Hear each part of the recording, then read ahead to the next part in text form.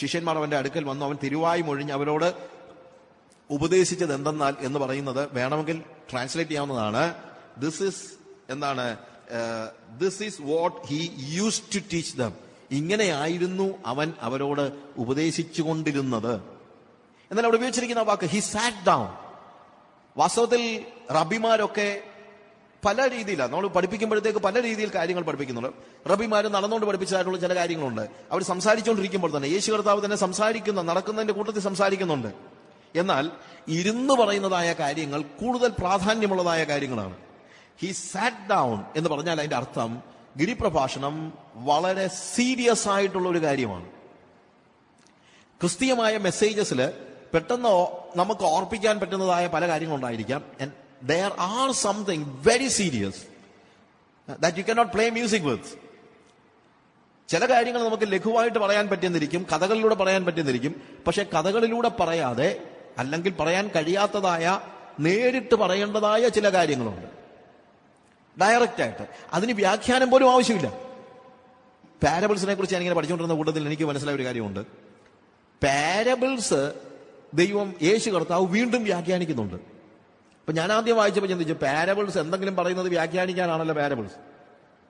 പക്ഷേ ഇല്ലേ, ഉപമകൾ എന്ന് പറയുന്നത് എന്താണ്? എന്തെങ്കിലും ഒരു സനാതനമായ ഒരു സത്യം നമുക്ക് മനസ്സിലാക്കാൻ കുറെ കൂടെ കഥകൾ ചേർത്ത് പറയുക എന്നുള്ളതാണ് സ്വാഭാവികമായി പാരബിൾസിനെ കുറിച്ച് നമ്മൾ മനസ്സിലാക്കിയിരിക്കുന്നത്. പക്ഷേ യേശു കർത്താവ് പാരബിൾസ് ഉപയോഗിച്ചത് കുറച്ചുകൂടെ ഡിഫറെന്റ് ആയിട്ടാണ്. ഈസോപ്പ് കഥകൾ പറയുന്നത് പോലെ അല്ല. യേശു കർത്താവ് കാര്യം മനസ്സിലാക്കാൻ കുറച്ച് കഥ പറഞ്ഞതല്ല. നോർമലായിട്ട് ആളുകളോട് സംസാരിച്ചുകൊണ്ടിരുന്നപ്പോൾ കർത്താവ് പറഞ്ഞ ഉപമകൾ തന്നെ കർത്താവ് എന്ത് ചെയ്യുന്നു? ശിഷ്യന്മാരെ അടുത്ത് വരുമ്പോൾ അവർക്ക് വീണ്ടും അത് വ്യാഖ്യാനിച്ചു കൊടുക്കുന്നു. ഉപമകൾ യേശു വ്യാഖ്യാനിച്ചു കൊടുക്കുന്നുണ്ട്, പക്ഷെ കൽപ്പനകൾ അവൻ ഒരിക്കലും വ്യാഖ്യാനിച്ചു കൊടുക്കുന്നില്ല. ഞാൻ പറഞ്ഞതിന്റെ വ്യത്യാസം മനസ്സിലാക്കണം. നമ്മൾ സാധാരണ രീതിയിൽ ചിന്തിക്കുന്നത് കൽപ്പനകളും പ്രസ്താവനകളും ഒക്കെ നമ്മൾ വിശദീകരിച്ചു കൊടുക്കണം, ഉപമ വിശദീകരിക്കേണ്ടെന്നാ. പക്ഷെ തിരിച്ചാ കാര്യം എന്താണെന്ന് ചോദിച്ചു കഴിഞ്ഞാൽ, കൽപ്പനകളിൽ അടങ്ങിയിരിക്കുന്നത് അല്ലെങ്കിൽ നമുക്ക് മാറ്റിക്കളയാൻ പറ്റാത്ത, ഇറ്റ് ഈസ് പ്ലെയിൻ. അവന്റെ കൽപ്പനകളാണ്, അവന് പറയാനുള്ള കാര്യങ്ങൾ, അവന്റെ ഹൃദയത്തിൽ അവൻ പറഞ്ഞിരിക്കുന്ന കാര്യങ്ങൾ, അല്ലെങ്കിൽ നിയമങ്ങളാണ്, അല്ലെങ്കിൽ അത് അനുസരിച്ചേ പറ്റുള്ളൂ. ഓപ്ഷൻസ് ഇല്ലാത്തതാണ് വാസ്തവത്തിൽ ദൈവത്തിന്റെ, യേശു കർത്താവിന്റെ കൽപ്പനകൾ. അതായത് കൽപ്പനകൾ എന്ന് പറയുന്നത് ദൈവരാജ്യത്തിന്റെ നിയമങ്ങളാണെങ്കിൽ പാരബിൾസ് എന്ന് പറയുന്നത് ദൈവരാജ്യത്തിന്റെ സ്വഭാവമാണ്. You understand the difference? ദൈവരാജ്യത്തിന്റെ ക്യാരക്ടറാണ്. ഉപമകൾ എന്ന് പറയുന്നത് ദൈവരാജ്യത്തിന്റെ ക്യാരക്ടറാണ്, ദൈവരാജ്യം എങ്ങനെയുള്ളതാണെന്ന് മനസ്സിലാക്കാനായിട്ട്. പക്ഷെ കൽപ്പന എന്ന് പറഞ്ഞാൽ അങ്ങനെ എന്താണ്? ക്യാരക്ടർ എന്നുള്ളതല്ല. It is the law of the kingdom of God. പാരബിൾസിൽ വരുന്നത് what kind of kingdom it is, എങ്ങനെയുള്ള രാജ്യമാണ് എന്ന് മനസ്സിലാക്കാൻ. അപ്പൊ എങ്ങനെയുള്ള രാജ്യമാണ് എന്ന് മനസ്സിലാക്കുന്നത് കർത്താവ് എന്ത് ചെയ്യുന്നു? വ്യാഖ്യാനിച്ചു കൊടുക്കുന്നു. പക്ഷേ ഗിരിപ്രഭാഷണം കർത്താവ് വ്യാഖ്യാനിച്ചു കൊടുക്കുന്നില്ല. അതിന്റെ ആവശ്യമില്ല.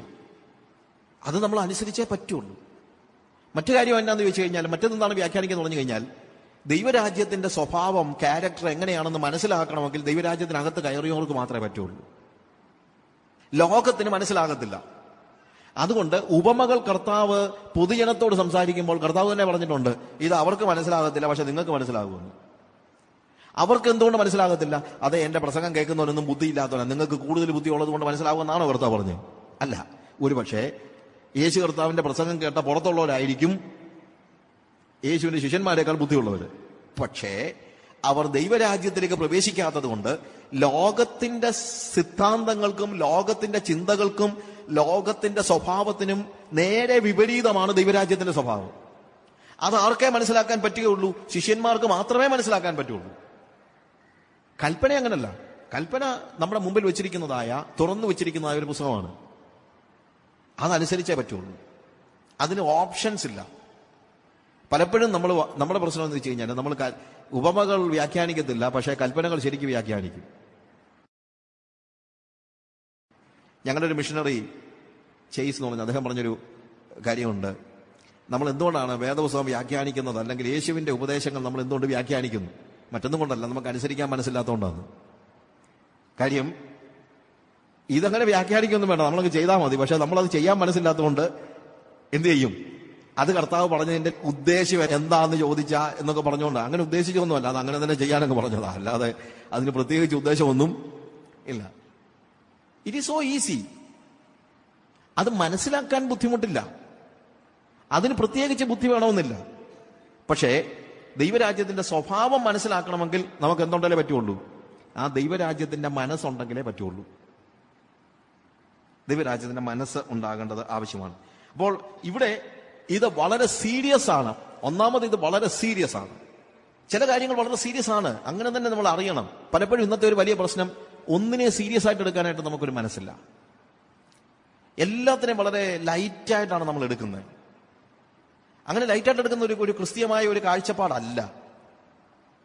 യേശു കർത്താവിന്റെ ഉപദേശങ്ങൾ ഒരിക്കലും ലൈറ്റായിട്ട് എടുക്കാൻ പാടില്ല. അവൻ പറഞ്ഞ കാര്യങ്ങൾ അങ്ങനെ തന്നെ നമ്മൾ അതേ അർത്ഥത്തിൽ അതേ വെയിറ്റേജിൽ നമ്മൾ എടുത്താലേ പറ്റുള്ളൂ. അത്രയും ശക്തിയോടുകൂടെ തന്നെ നമ്മൾ എടുത്താലേ പറ്റുള്ളൂ. അതിനെ ലഘൂകരിക്കാൻ നമുക്ക് ആരാ അവകാശം തന്നത്? ഞാൻ ഒരു ഉദാഹരണം പറഞ്ഞു കഴിഞ്ഞാൽ, നിങ്ങൾക്ക് 2 യജമാനന്മാരെ സേവിക്കാൻ കഴിയുകയില്ല. നിങ്ങൾക്ക് ദൈവത്തെയും മാമോനെയും ഒരുമിച്ച് സേവിക്കുവാൻ കഴിയുകയില്ല എന്ന് പറഞ്ഞ കാര്യം നമ്മളിപ്പോൾ പറഞ്ഞതെന്നറിയാമോ? മോനെ, വലിയ പ്രയാസമാണ് കേട്ടോ. ഇത് രണ്ടും കൂടെ കൊണ്ടുപോകുന്ന കാര്യം വലിയ പ്രയാസമാണെന്നാണോ കർത്താവ് പറഞ്ഞത്? അല്ല. എന്താണ്? നിങ്ങൾക്ക് 2 യജമാനന്മാരെ സേവിക്കുവാൻ കഴിയുകയില്ല എന്ന് പറഞ്ഞാൽ കഴിയുകയില്ല. അതെന്തിനാ നിങ്ങളെന്തിനാ ലൈറ്റ് ആക്കുന്നത്? അങ്ങനെ ലൈറ്റ് ആക്കുന്നതിന് കർത്താവ് ഒരിക്കലും നമുക്ക് അനുവാദം തന്നിട്ടില്ല. കർത്താവ് പാപമെന്ന് വിളിച്ച കാര്യത്തെ പാപമെന്ന് വിളിക്കണം, അതിനെ ലൈറ്റ് ആക്കരുത്. ഒരു സഹോദരി വന്നിട്ട് ഒരു കഥയാ, ഒരു പാസ്റ്റർ എടുത്ത് വന്നിട്ട് പറഞ്ഞു, പാസ്റ്ററെ എനിക്ക് വേണ്ടി പ്രത്യേകം പ്രാർത്ഥിക്കണം. എന്നെ ചോദിച്ചു, എന്ത് പറ്റി? അതെ, എനിക്ക് എക്സാഗ്രേറ്റ് ചെയ്യുന്ന ഒരു സ്വഭാവമുണ്ട്, കാര്യങ്ങളെയൊക്കെ കൂട്ടി പറയുന്ന ഒരു സ്വഭാവമുണ്ട്, എക്സാഗ്രേറ്റ് ചെയ്യുന്ന അങ്ങനെ ഒരു ബലഹീനത എനിക്കുള്ളത് കൊണ്ട് പാസ്റ്റർ എനിക്ക് വേണം, എന്ത് ചെയ്യണം? ആ ബലഹീനതയിൽ നിന്ന് എനിക്കൊരു വിടുതൽ കിട്ടാനായിട്ട് പ്രാർത്ഥിക്കണം. പാസ്റ്റർ പറഞ്ഞാൽ ഞാൻ പ്രാർത്ഥിക്കത്തില്ല. അതെന്താ പാസ്റ്ററെ? ഞാനൊരു ഭൗതിക ആവശ്യത്തിന് വേണ്ടി പോലും അല്ല വന്നത്, എൻ്റെ ഒരു ആത്മീയ ആവശ്യം എന്തുവാ? എനിക്ക് എക്സാഗ്രേറ്റ് ചെയ്യുന്ന ഒരു ബലഹീനത ഉണ്ടെന്നല്ല ഞാൻ പറഞ്ഞുള്ളൂ. അത് മാറാൻ വേണ്ടി പാസ്റ്റർ പ്രാർത്ഥിക്കണം പറഞ്ഞിട്ട് എന്താ പാസ്റ്റർ പ്രാർത്ഥിക്കത്തില്ലെന്ന് പറഞ്ഞത്? പാസ്റ്റർ പറഞ്ഞ, സഹോദരി ആദ്യം പറയണം എനിക്ക് കള്ളം പറയുന്ന സ്വഭാവമുണ്ട്, എന്നാ ഞാൻ പ്രാർത്ഥിക്കാം. കാര്യം എക്സാഗ്രേറ്റ് ചെയ്യാന്ന് പറഞ്ഞു കഴിഞ്ഞാൽ അതിൻ്റെ അർത്ഥം എന്തുവാ? കള്ളം പറയാന്ന, അല്ലാതെ എന്തോന്നാ? അത് നമ്മൾ പറയത്തില്ല. നമ്മളിന്ന് പറയുന്നത് എനിക്ക് അങ്ങനെ ഇടയ്ക്കിടയ്ക്ക് കൂട്ടി പറയുന്ന ഒരു ബലഹീനത ഉണ്ടെന്ന് നോക്കുക, അല്ലേ? അത് ബലഹീനതയൊന്നുമല്ല. എന്താണ്? It is a sin. Call sin a sin. പാപത്തെ എന്ത് ചെയ്യണം? പാപമെന്ന് തന്നെ വിളിക്കാൻ നമ്മൾ പഠിക്കണം. എന്നാലേ നമുക്ക് എന്ത് ചെയ്യാൻ, അതിനകത്തുനിന്ന് വിടുതൽ പ്രാപിക്കാൻ കഴിയത്തുള്ളൂ. സീരിയസ് ആയിട്ടുള്ള കാര്യങ്ങൾ സീരിയസ് ആയിട്ട് തന്നെ എടുക്കണം. ഇന്നത്തെ ആധുനികമായ സമൂഹത്തിൽ ലോകം സീരിയസ് അല്ലാത്ത ഒത്തിരി കാര്യങ്ങൾ, ലോകത്തിന് ഇന്ന് ഒന്നും സീരിയസ് അല്ല. അത് നിങ്ങൾ മനസ്സിലാക്കണം. ലോകത്തിന് എന്തോന്നും സീരിയസ്നെസ്. ഈവൻ സെക്ഷുവൽ ഇമ്മൊറാലിറ്റി പോലും ഇന്ന് ലോകം എന്തായിട്ട് ചിന്തിക്കുന്നില്ല, ഒരു വലിയൊരു സീരിയസ് ഇഷ്യൂ ആയിട്ട് ചിന്തിക്കുന്നില്ല. എന്ന് വെച്ചുകൊണ്ട് സഭയിൽ അത് അനുകൂലിക്കാൻ പറ്റുമെന്നാണ് നിങ്ങളുടെ ചിന്ത? ഞാൻ ഈ ആഫ്രിക്കയിലെ ഉദാഹരണം പലപ്പോഴും പറയുമ്പോഴത്തേക്ക് ചില അനുഭവങ്ങൾ ഉണ്ടാകുമ്പോൾ അങ്ങ് പറഞ്ഞു പോകുന്നതാണ്. ഞാനൊരു ചർച്ചിൽ ഒരു യൂത്ത് ക്യാമ്പ് നടക്കുക, 13 ചർച്ചസിന്റെ ആൾക്കാരെല്ലാം കൂടി ആഫ്രിക്കൻസാണ്. അവിടെ ചെന്ന് ഞാൻ ബാപ്റ്റിസത്തെ കുറിച്ച് ക്ലാസ് എടുത്ത കൂട്ടത്തിൽ ഞാനവിടെ പറഞ്ഞു, baptism is just like a marriage. You are married to Jesus. And everywhere മാരേജിനകത്ത് വിവാഹം കഴിക്കുമ്പോൾ ഒരു ചടങ്ങുണ്ട്, അല്ലെങ്കിൽ എന്താണ്, we do something, it's a ceremony. Likewise baptism നിങ്ങളുടെ ഹൃദയത്തിൽ നിങ്ങൾ കർത്താവിനോട് ഒരുമിച്ച് ചേർന്ന് ജീവിക്കാൻ തീരുമാനം എടുക്കുമ്പോൾ നിങ്ങൾ പബ്ലിക്കിൽ പറയുകയാണ്, എന്ത്? I am going to live with Jesus, he is my husband. അത് പറയേണ്ടത് അത്യാവശ്യമാണ്. That is why we need to consider baptism as a serious issue. അപ്പൊ ഇങ്ങനെയൊക്കെ പറഞ്ഞിട്ട് ഞാൻ ഇവരോട് ചോദിച്ചു, നിങ്ങളിപ്പോൾ നിങ്ങളുടെ ഗേൾ ഫ്രണ്ടിനെ കൊണ്ട് ഏതെങ്കിലും ഒരു ഹോട്ടലിൽ ചെന്ന് മുറി എടുക്കാൻ ചെന്നാൽ നിങ്ങൾക്ക് മുറി തരുമോ? എന്നോട് പറഞ്ഞില്ല. കണ്ടോ, അതാണ് കാര്യം. വിവാഹം കഴിഞ്ഞാലേ നമുക്ക് എന്ത് കിട്ടത്തുള്ളൂ? മുറി കിട്ടത്തുള്ളൂ. എന്തുകൊണ്ടാണ് നിങ്ങളുടെ ഗേൾ ഫ്രണ്ടിനെ കൊണ്ട് ചെല്ലുമ്പോഴത്തേക്ക് അവിടെ മുറി കിട്ടാത്തത്? ഉടനെ പിള്ളേർ പറയാ, അത് സാറേ ചുമ്മാ എന്നാൻ പറ്റത്തില്ല, പൈസ കൊടുത്തെങ്കിലേ കിട്ടത്തുള്ളൂ എന്ന്. അപ്പൊ ഞാനിത് കേട്ട് കഴിഞ്ഞപ്പോഴത്തേക്ക് എൻ്റെ ഒരു ഫ്രണ്ട്, ഒരു ലോയർ ഉണ്ട്, അവനോട് ഞാൻ ചോദിച്ചു, ജെയ്മി ഇവരെന്താ പറയുന്നത്? Do you think that you can go to a hotel with a girl if you are not married to that girl? Why not? അവൻ ലോയർ, അവൻ പറഞ്ഞു അതിനെന്താ? ഞാൻ ചോദിച്ചു, അങ്ങനെ പറ്റുമോ? പിന്നെ വിവാഹം ആവശ്യമില്ലേ? എന്നോട് മൊസാംബിക്കിന്റെ നിയമം അനുസരിച്ച് if you want to live with somebody it is up to you, നിയമം അനുസരിച്ച്. പിന്നെ എന്തിനാണ് വിവാഹം കഴിക്കുന്നത് ചോദിച്ചു കഴിഞ്ഞാൽ, നാളെ സ്വത്തിന്റെ പേരിൽ തർക്കം ഉണ്ടാകുകയാണെങ്കിൽ മാരേജ് സർട്ടിഫിക്കറ്റ് വേണം. അത് വേണ്ടായോ? നീ കെട്ടണമെന്ന് ആർക്കാ നിർബന്ധം? That is A system of the country എന്ന് വെച്ചുകൊണ്ട് ചർച്ചിന്റെ സിസ്റ്റം അതാണോ? അല്ല. There are something that is very serious. വേദപുസ്തകത്തിൽ സീരിയസ് ആയിട്ടുള്ള ഇഷ്യൂസ് ഉണ്ട്. അത് സീരിയസ് ആയിട്ട് തന്നെ നമ്മൾ പഠിപ്പിക്കണം. അവിടെ പാട്ടും കൂത്തൊന്നും പോരാ. ഞാൻ ഒരിക്കലും ഒരു യൂത്ത് ക്യാമ്പിന് ബോൺ അഗെയിൻ എക്സ്പീരിയൻസിനെ കുറിച്ച് ക്ലാസ് എടുക്കുകയാണ്. അപ്പോൾ ഈ ക്യാമ്പ് സംഘടിപ്പിച്ച ആൾ എൻ്റെ അടുത്ത് വന്നിട്ട് പറഞ്ഞു, ബ്രദർ, ഇതൊന്നും നമ്മുടെ പിള്ളേരെ ഒന്നും പഠിപ്പിക്കേണ്ട കാര്യമൊന്നുമില്ല. ഞാൻ പറഞ്ഞു, വൈ? അവരൊക്കെ നല്ല പിള്ളേരാ. അപ്പം ഞാൻ പറഞ്ഞു, നല്ല പിള്ളേരോ എന്ന് വെച്ചാൽ നിങ്ങളെന്താ മീൻ ചെയ്യുന്നത്? അല്ല, ഞങ്ങളുടെ പിള്ളേരൊന്നും അങ്ങനെ കുഴപ്പമുള്ള പിള്ളേരൊന്നും അല്ല. അപ്പം ഞാൻ പറഞ്ഞു, നിങ്ങൾ നല്ല പിള്ളേരാണെങ്കിൽ തന്നെ അവർക്ക് രക്ഷിക്കപ്പെടാതിരിക്കാൻ പറ്റുമോ? നമ്മളെയൊക്കെ ചിന്തയാണ് നമ്മുടെ പിള്ളേർക്ക് കള്ളത്തരം അറിയത്തില്ലെന്ന്. അറിയാമോ ഇല്ലയോ എന്നുള്ളത് അവരൊക്കെ പോകുന്ന സ്ഥലത്തൊന്നും ഇന്ന് നോക്കണം, അന്നേരം അറിയാം. നമ്മുടെ ഒരു സമാശ്വാസമാണ്, അത്രേ ഉള്ളൂ. അപ്പം ഞാൻ ഇത് പറഞ്ഞു കഴിഞ്ഞപ്പോഴത്തേക്ക് അദ്ദേഹം പറഞ്ഞു, അല്ല അങ്ങനെയാണെങ്കിലും അത് കുറച്ചുകൂടെ ലൈറ്റായിട്ട് പറയണ്ടേ? കുറച്ച് പിള്ളേർ ഇവിടെ വന്നിരിക്കുന്നത് എന്തിനാ? ഞാൻ പിള്ളേർ എന്തിനാ വന്നിരിക്കുന്നത്? അവർക്കൊരു എൻജോയ്മെന്റ്. ഞാൻ പറഞ്ഞു, നിങ്ങൾ ക്യാമ്പ് നടത്തുന്നത് എന്റർടൈൻമെന്റ് വേണ്ടിയാണോ? അങ്ങനെയാണെങ്കിൽ വേറെ വല്ലവരെ വിളിക്കണം. എന്റർടൈൻമെന്റ് അല്ല അവർക്ക് ആവശ്യമുള്ളത്. നമുക്കൊരു തെറ്റിദ്ധാരണയാണ് പിള്ളേരെ എന്റർടൈൻമെന്റ്. എന്നാ പിന്നെ അവര് സ്കൂളിൽ നടത്തുന്ന എന്തെങ്കിലും ക്യാമ്പിന് പോയാൽ പോരെ? അവർക്ക് പാട്ട് പാടാൻ വേണ്ടി മാത്രമാണ് വരുന്നതെങ്കിൽ അവർക്ക് ഡിസ്കോ ക്ലബിൽ പോയാൽ പോരെ? അവിടെ നിന്ന് ഇങ്ങോട്ട് വരുന്നത് ക്യാമ്പിന്? എന്തിനാണ് നിങ്ങൾ ക്യാമ്പ് നടത്തുന്നത്? അവർക്ക് ആവശ്യമായിട്ടുള്ള ബോൺ അഗെയിൻ എക്സ്പീരിയൻസിനെ കുറിച്ചാണ് ഞാൻ പറഞ്ഞത്, അല്ലാതെ വേറെ ഒന്നുമല്ല. And I am not an entertainer. I have a message. എന്നോട് പറഞ്ഞു, ബ്രദർ, ആ മെസ്സേജ് പറയുകയാണെങ്കിലും അതിനോട് ചേർന്ന് കുറച്ച് തമാശയോടൊക്കെ ചേർത്ത് പറയണ്ടേ, കുറച്ച് ജോക്കൂടൊക്കെ. എന്നാ ഞാൻ പറഞ്ഞു, there are some messages that you cannot play music with. പാമ്പ് കടിക്കാൻ വന്ന് കഴിഞ്ഞാൽ ഉടനെ നിങ്ങൾ എന്തുവാ പാട്ട് പാടിക്കൊണ്ടാണ് ഇരുന്നത്? You just cry snake. പാമ്പ് എന്ന് പറഞ്ഞാൽ അലറുകയല്ലേ നിങ്ങൾ ചെയ്യുന്നത്? അന്നേരം നിങ്ങൾ എന്താ പാട്ട് പാടാൻ പോവുകയാണോ? അല്ല. It's A serious message. It's A serious message. പിന്നെ ഞാനോട് ചോദിച്ചൊരു ചോദ്യമുണ്ട്. നിങ്ങളുടെ ഈ പിള്ളേർ പഠിക്കുന്ന സ്കൂളിലെ കെമിസ്ട്രി ക്ലാസ്സിൽ അവരുടെ പ്രൊഫസർ എത്ര ജോക്കാ പറയുന്നത്? കെമിസ്ട്രി പഠിപ്പിക്കുമ്പോൾ എന്നാ ജോക്ക് പറഞ്ഞോണ്ടാണോ പഠിപ്പിക്കുന്നത്? ആണോ? അല്ലല്ലോ. അപ്പൊ സ്കൂളിൽ അവർക്ക് സീരിയസ് ആയിട്ട് പഠിക്കാനുണ്ട്. ആത്മാവിന്റെ രക്ഷയുടെ കാര്യം പറയുമ്പോഴത്തേക്ക് സീരിയസ് ആയിട്ടുള്ള കാര്യങ്ങൾ പഠിക്കാൻ അവർക്ക് പറ്റത്തില്ലെന്നാണ് നിങ്ങൾ ചിന്തിക്കുന്നത്. What do you think?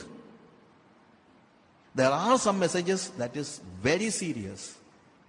ആ സീരിയസ് ആയിട്ടുള്ള മെസ്സേജ് അവരോട് കമ്മ്യൂണിക്കേറ്റ് ചെയ്തേ പറ്റുള്ളൂ. അത് നിങ്ങളാ പഠിപ്പിക്കേണ്ടത്.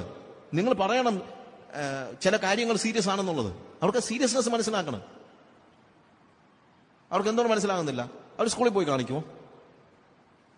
ഞാൻ ഒരു സ്ഥലത്ത് ചെന്ന് കഴിഞ്ഞപ്പോഴത്തേക്ക് ചർച്ചിലെ പിള്ളേര് 8-10 വയസ്സുള്ള പിള്ളേർ അങ്ങോട്ടും ഇങ്ങോട്ടും എന്താ കടലാസി ഉരുട്ടി ഒരുത്തന്റെ വായിലോട്ട് എറിയുന്നു, കണ്ണിലോട്ട് എറിയുന്നു. ഞാൻ ഒരുത്തന്റെ കൈയൊക്കെ എറി പിടിച്ചോ, അവന്റെ കൈ തട്ടിയിട്ട് അവന്റെ കൂട്ടുകാരൻ്റെ നേരെ കടലാസ് എറിഞ്ഞു. കൈ തട്ടിയിട്ട്. കൊച്ചു 2 വയസ്സുള്ള പിള്ളേരാണെങ്കിൽ പോട്ടെ, നമുക്ക് അവൻ അറിയാൻ വേണ്ടിയിട്ടെന്ന് പറയാം. പക്ഷെ ഇവന് 7-8 വയസ്സുള്ള അല്ലെങ്കിൽ 3-ാം ക്ലാസ്സിലും 4-ാം ക്ലാസ്സിലും പഠിക്കുന്ന പിള്ളേരാ. ഇവന്റെ സ്കൂളിൽ ഇത് നടക്കുമോ? സ്കൂളിൽ ഇത് നടക്കുമോ? Do you think that in his school it is happening? It will never happen. പിന്നെ ചർച്ചിൽ എന്തും കാണിക്കാം. എന്തുകൊണ്ടാ? അപ്പനും അമ്മയും കൊടുത്തിരിക്കുന്ന സന്ദേശം ഇതാണ്: ചർച്ച് എന്ന് പറഞ്ഞു കഴിഞ്ഞാൽ ഒരു കളിചിരി പരിപാടിയാണ്. Is it? അതുകൊണ്ടാണ് ഞാൻ പറഞ്ഞത്, ഇതൊരു സീരിയസ് മെസ്സേജ് ആണെങ്കിൽ ആ സീരിയസ്നെസ്സിൽ തന്നെ നമ്മൾ എടുക്കണം. അതുകൊണ്ടാണ് when Matthew was explaining this, he said, he sat down. അവൻ ഇരുന്ന് ഓടിപ്പോകുന്ന പോക്കിൽ പറഞ്ഞതല്ല. This is a very serious message.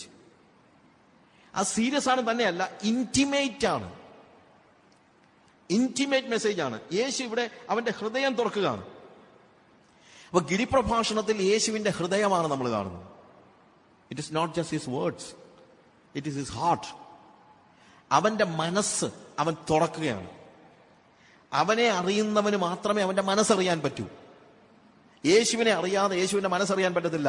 യേശുവിന്റെ മനസ്സറിയാതെ യേശുവിന്റെ വാക്കുകളെ അറിയാൻ കഴിയുകയില്ല. അതുകൊണ്ടാണ് കഴിഞ്ഞ സെഷൻ ഞാൻ പറഞ്ഞത്, യേശുവിന്റെ വാക്കുകൾ അവനിൽ നിന്ന് മാറ്റി നിർത്തിയാൽ അത് മീനിങ്ലെസ് വേർഡ്സ് ആണ്.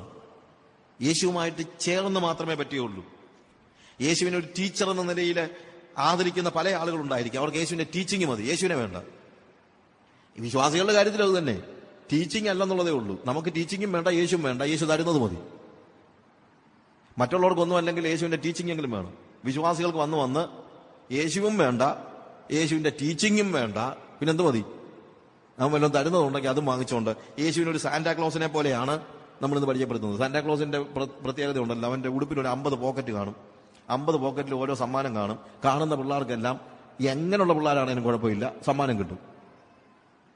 ഇതുപോലെ യേശു ഒരു സാന്റാക്ലോസിനെ പോലെ നമുക്കെല്ലാം ആവശ്യമുള്ളത്, നമുക്ക് ആവശ്യമുള്ളത് തന്നെയല്ല നമ്മൾ ചോദിക്കുന്നത്, ആവശ്യമുള്ളതാണ് പിന്നെ വേണ്ടുകയില്ല. എല്ലാ അതിമോഹങ്ങളും അത്യാഗ്രഹങ്ങളും ചെന്ന് പറഞ്ഞാൽ അതെല്ലാം തരാനായിട്ട് നോക്കിയിരിക്കുന്നതായ ഒരു സാന്റാക്ലോസിനെ പോലെയാണ് നമ്മൾ പലപ്പോഴും കാണുന്നത്.